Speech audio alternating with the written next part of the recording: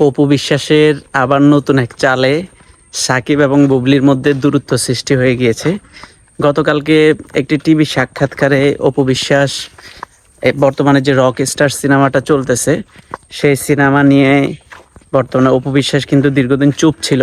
তো চুপ থাকার ফলে আমাদের মনের মধ্যে এবং সাকিবিয়ান যারা আছে তাদের মনের মধ্যে একটা ধারণা ছিল যে আসলে অপু বিশ্বাসের সাথে সাকিবের দূরত্বটা বেশি।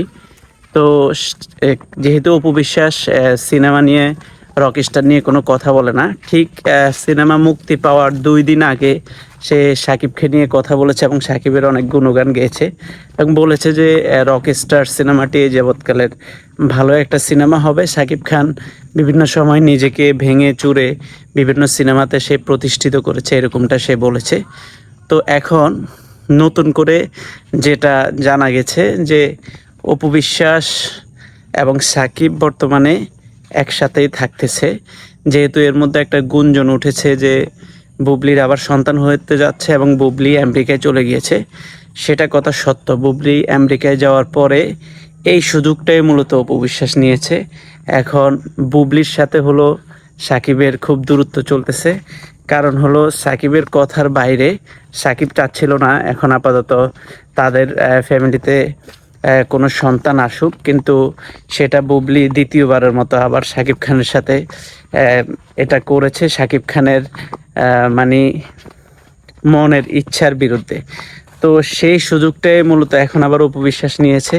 তো যেহেতু বুবলি এখন আমেরিকায় আছে, সেই সুযোগে আবার অপু বিশ্বাসের সাথে এখন নতুন করে তাদের যে কাছে আসছে সেটা বিভিন্নভাবে অপু বিশ্বাস এখন জানিয়ে দিয়েছে কালকে সোশ্যাল মিডিয়াতে যে সাকিবের সাথে তার যে দূরত্ব ছিল সেই দূরত্বটা এখন কমে গিয়েছে, এখন তারা কাছাকাছি থাকে এবং একসাথেই থাকে, এরকমটাও সে বলেছে।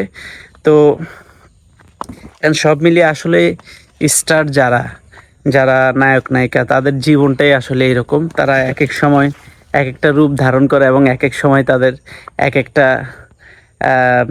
কথা আসে, এক একটা সময় তাদের এই ভাঙন এই জোড়া লাগায়, এরকমটা হয়। কিছুদিন আগেও সাকিব ভক্ত যারা আছে, অপু ভক্ত যারা আছে, সাকিবকে খুব খুব খুব গালিগালাজ করেছে, অনেক কমেন্টস করেছে, অপছন্দ করেছে।